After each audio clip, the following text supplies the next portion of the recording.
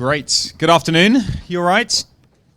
Okay, we're going to answer this question, who is God? That feels like to me a pretty ambitious task to think about who is God and what do we mean by God. And what I'm going to do, if it's okay with you, is I'm going to push you quite hard. All right, I'm going to make you think. I'm going to talk about some stuff that's pretty hard. But let me explain why. Did any of you learn piano when you were kids? I'm not asking if you're good now. I'm just asking, did anyone have any piano lessons when you were kid? Right. Remember your first piano book you ever got? And you open the first page of the piano book and it's just middle C. You remember? And you just go C, C, C, C. Mastered it. Turn a page. The next page is C, D, C, D. And you master it and you keep going through. That's the way piano books teach kids how to learn piano. You start very simple and then you build up. I want you to imagine that when I got my first piano book for my child, that he opened it up and on the first page was Rachmaninoff's Piano Sonata in B minor. In all its glory. That's a lot of notes. If you don't know that piece of music, just imagine a very complicated piano piece. And he opens it up, and there is Rachmaninoff's Piano Sonata in all of its glory. How's he going to respond? Well, I reckon there are two ways that you could respond to that. Firstly, you could respond by being completely crushed, say, that's it, I'm never playing piano, give up, and go home. But he could do something different. It's possible that instead of being crushed, he looks at that piano piece and says, wow, I want to be able to play that. I want to be able to understand that. And now as he turns the page again and finds C, C, C, he knows why he's playing it. Because he's seen something of the glory of what could be. Now, why am I talking about all of that? Well, I'm going to take you today to the opening paragraph of a book in the Bible called John's Gospel. We're going to have it on the screens in a minute. I'm going to show you it.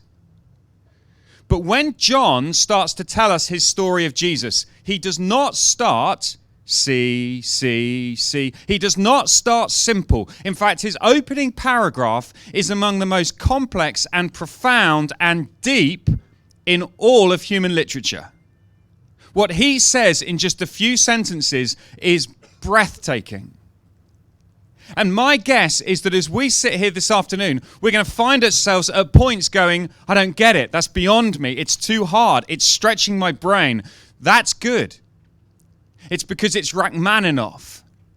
And when we come to talk about God, if we think that we can nail God in the next 20 minutes, we are kidding ourselves.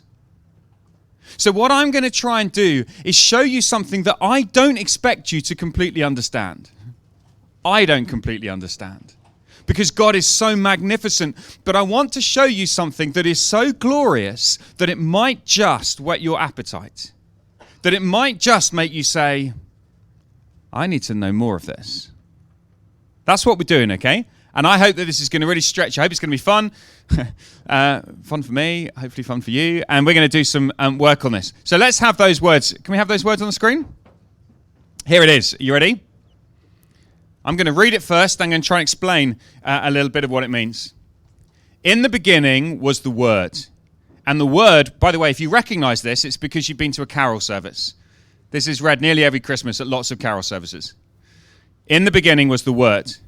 And the Word was with God, and the Word was God. He was with God in the beginning. Through him all things were made. Without him nothing was made that has been made. In him was life, and that life was the light of all mankind. The light shines in the darkness, and the darkness has not overcome it. Okay, let's have a go at some of these words. You'll see that what John starts his gospel by talking about is this, the Word. He talks about the Word, and we go, okay, that's okay. I understand words. I get words. We use words all the time. Words are good. Words are important. Words give us answers to questions. Words help us to understand. As human beings, we've got loads of questions. We've got loads of things we'd love to know about.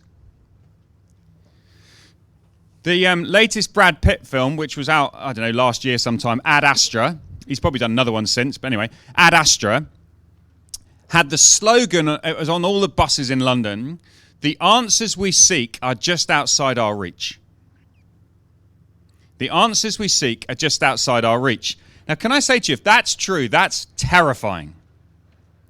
If it's true that we've got all these answers and all these questions and the answers are beyond us, that's really depressing. But when John talks about this word, what he means is a word that will tell us the answers to the deepest questions that we have. The word that will reveal to us things that we could never know on our own. The word that will reveal God to us. When we ask the question, who is God? Of course, we could try and guess. We could make it up. We could think about it and go, well, I like to think of God as a big fluffy marshmallow in the sky. If that's your worldview, welcome. It's great to have you here. Or I like to think of God as this. I like to think of God as this. But all of that is speculation. What we really need is for God to speak a word to us. And he has. The word. That's what John is writing about. Great. So far, so good. God has spoken a word so that we can know about him. Here's where it gets a little bit confusing. Have a look what we're told about this word. In the beginning was the Word, and the Word was with God, and the Word was God. He was with God in the beginning. So now it's stretching our categories because we're discovering that this word is actually a he. It's a person. And so now this word is not just a message that comes to us, but a person that comes to us. And that is what John is writing about in his gospel. He's going to tell us about Jesus Christ, who is the Word from God. The Word who will show us what God is really like. If you want to know what God is like, you listen to his Word. If you want to listen to his Word, you need to get to know Jesus. So this is the Word. That is Jesus Christ. Right, let's have a look at what John tells us about the Word, Jesus Christ. And if you want to know God, this is who he is. Prepare for your brains to stretch. In the beginning. Right. Those are three words that kind of shudder with meaning. In the beginning. They echo the very first words of the Bible back in Genesis chapter 1 when God made the world. And we're being told, in the beginning, when time started, when the clock watch was started, was the Word. So this Word, who's a he, who is Jesus Christ, was there in the beginning. Not that he came into being in the beginning, but he was in the beginning. In the beginning was the Word. We're being told he is eternally existent. If you want to know who God is, he is eternally existent. He has no beginning and he has no end. In the beginning was the Word. Eternally existent. But now look, and the Word was God, was with God, and the Word was God. He was with God in the beginning. Just notice how beautiful that writing is. Even forget whether you believe in God or not. It's so beautifully crafted and written. Look at the way it rises and falls. In the beginning was the Word, and the Word was with God, and the Word was God. He was with God in the beginning. It's so beautifully written. And it's showing us something so spectacular about this Word. Eternally existent, but now we're told he was with God and he was God. Now that is not language that we would normally use. If I said to you, I spent the day yesterday with John T, you'd go, that's interesting. You know another John T. My name's John T. I go, no, I am John T. I was with John T and I am John T. And you'd go to me, no, you're weird. That's not how we use language. And yet that's exactly what being told about this Word who is eternally existent. He was with God and he was God. How does that work? How can you have a person, the Word, who is both with God and was God? How How can that possibly be? If you only had one of those sentences, it would be fine. Right? Stick with it. If you only had one of those, it would be fine. If we were told in the beginning was the Word and the Word was with God, you say, great. You've got God and you've got this other thing called the Word. He's not God, but he's something else and he's hanging around and doing something. So you've got God and this other thing. He was with God. You see, that's okay. It was slightly weird, but that's okay. Or if you only had the second bit, that would be fine. In the beginning was the Word and the Word was God. You say, oh, lovely. That's fine. All we're being told is that the Word is another name for God. So you've got God, and we're going to call him the Word. But John, as he writes his gospel, he wants to say to you, no, I'm not going to let you off the hook. I'm going to force you to think about this one who is the Word, who is both with God and was God. How does that work? Well, it must be because when we think of God, we need to think of God as plural. Oh man, this is so much fun. So, there is one God in the Bible, but that God exists in such a way that he can be with himself. Because within God, there is God and the Word, or later on in John's Gospel, it will be unpacked with different language, Father and Son.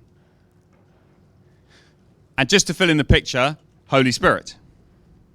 And so who is God? Well, John tells us that God is Father and Son, the God and the Word. Father, Son, and Spirit. And when we think about God, it's very important that we understand God as he truly is.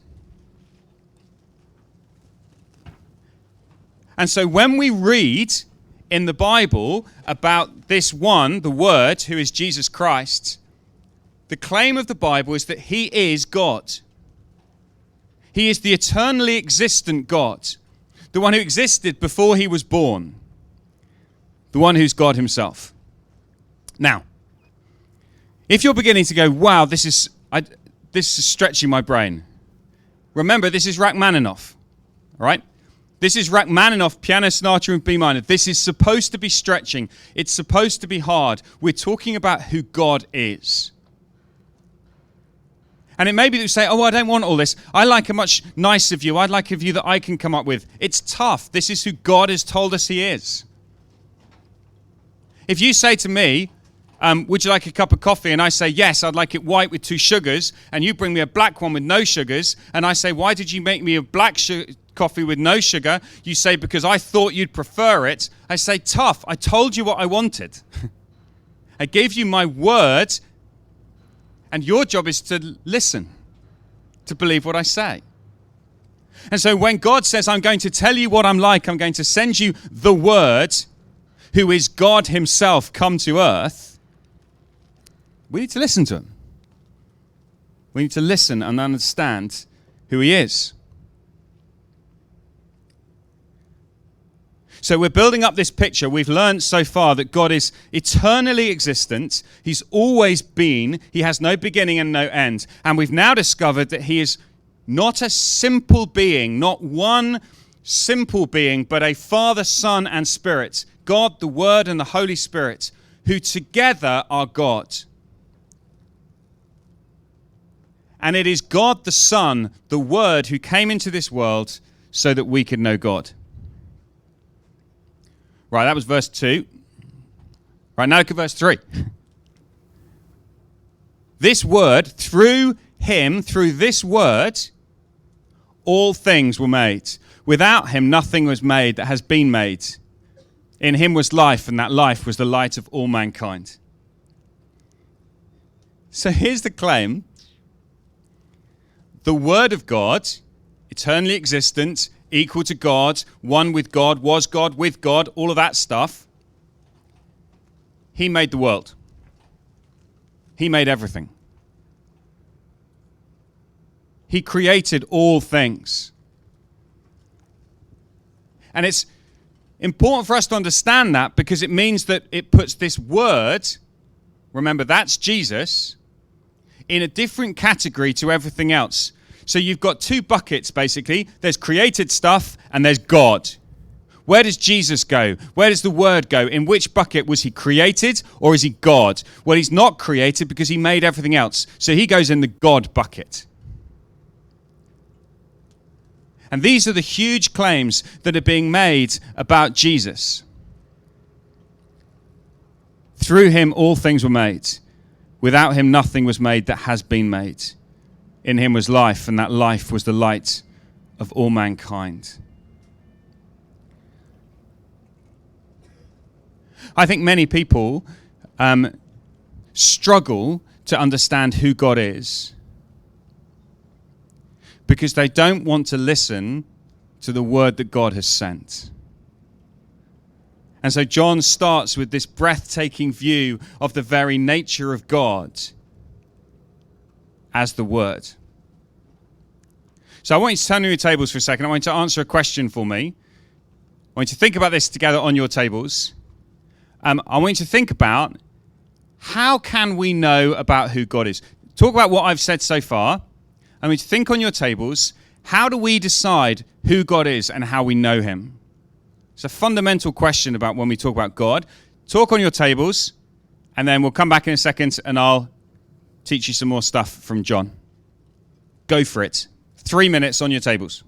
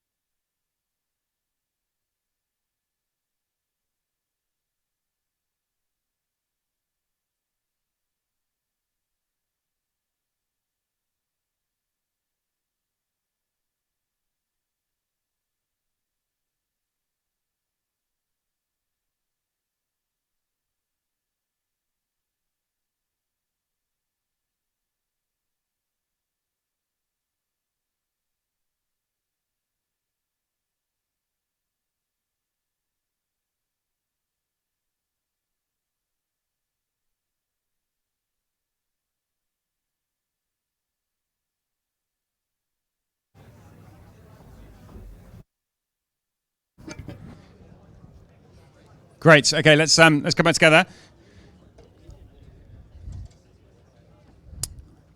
Fab. Let's try and have you take some of those ideas you've been talking about, some of the ideas we've been thinking through, and think about what this might mean, why this might matter to us. The reason it matters is because to know God is of crucial importance. If he's there, then to know him matters more than anything else. Okay, let's try a thought experiment. Pretend with me. Pretend we're all dragonfly larvae. May not be what you expect in this lunchtime, but we're in a pond. Here we are swimming around in a pond, and we have a happy time. We're playing some dragonfly larvae games, and we're skipping and playing fun, and it's all lovely. But we notice that from time to time, some of us disappear. And we seem to go through this kind of ceiling thing above us in the pond and never seen again. And the more curious among us discuss that. And they think, why? What's happened? Where's Joe gone? He was fun. Where's he gone? He's gone through the sky and gone. And because we're curious little dragonfly larvae, we discuss it among ourselves and we come up with all sorts of ideas, and we run some lunch bars and discussion clubs and courses, and we talk about it. And different people have different ideas.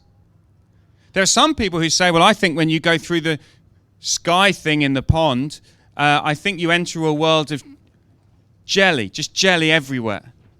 And some people love jelly and they go, yes, we're the Jellilians and we're going to follow them.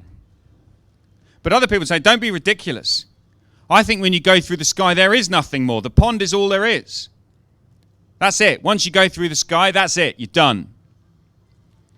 And we all argue about it and we discuss it, and no one knows. The trouble is no one knows because we're all larvae. None of us have been up there. None of us knows. And so we have our arguments and we have our favorite ideas and we discuss it.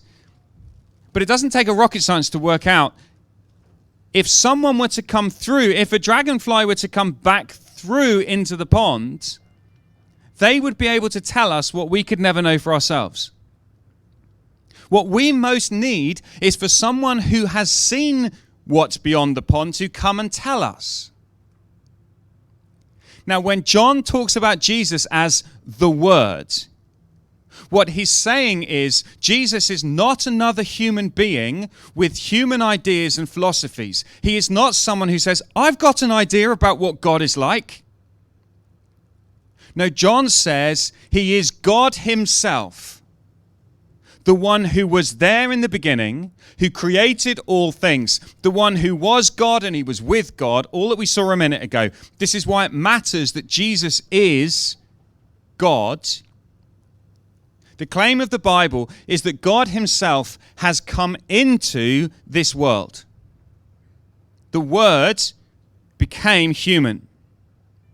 God became man so that he could tell us what we could never know for ourselves. So he speaks with an authority that no one else has ever spoken with. And I have to tell you this, no other religion claims this for their founder. No other religion claims this reality, that God has come in person to tell us what is right and who he is. And once the dragonfly breaks through the surface of the water, all the guessing stops. I don't care about your jelly and your nothingness. All I care about is what this one says, because he knows. And the great claim of the Bible is that Jesus is uniquely able to tell us who God is because he is God himself, the Word who was with God and who is God, eternally existent, the one who made all things.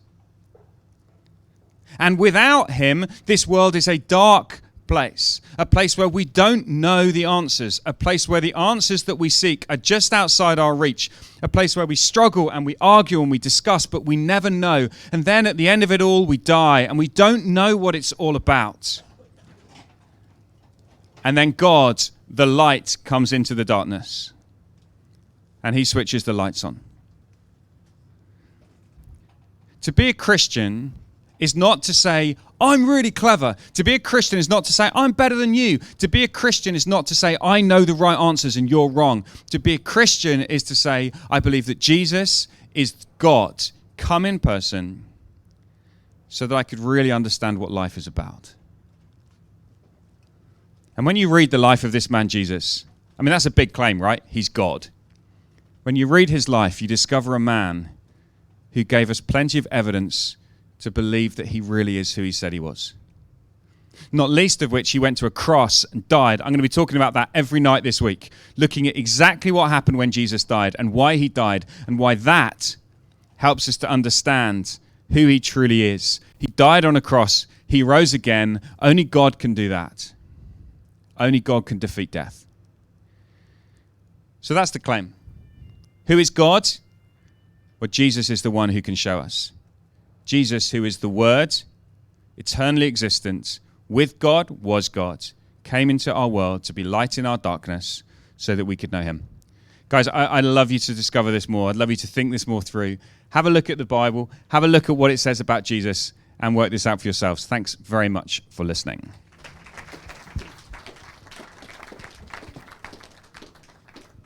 Thank you. You may have heard some of the things that were mentioned there and want to discover more about what Christianity says about God and what Christianity says about you. Here's a little video explaining something that we're going to be running called The Search, which kicks off next Thursday.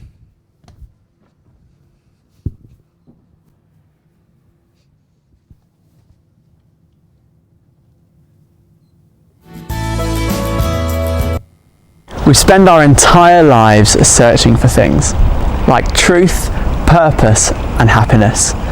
But can these ever be found? The Search is an opportunity for you to explore the claims of Christianity in an open, relaxed, and welcoming environment. It's a weekly meeting for anyone and will run on a Thursday evening at 5:30 to 6:30 p.m.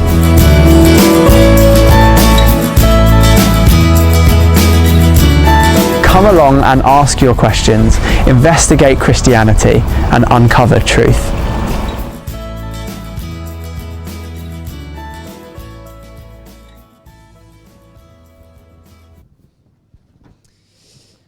If you want more details about what The Search is about, there are these flyers on your tables. All the details are written on the back. If you can't wait, someone can meet up with you to discuss what Christianity is about this week, if you'd like that to happen. Please fill out a feedback form. They're on your desk. If you could just tick a box and leave us some details so that we can get in contact with you, that just gives you the ability to chat through some of your questions with someone on a one-to-one basis. If you'd really like, we've got these uncovers, both Mark's Gospel and John's Gospel. John's Gospel is where the passage that we looked at today is from. You can take one and read it yourself, or again, if you'd value it, we can put you in contact with someone who can read and go through that with you.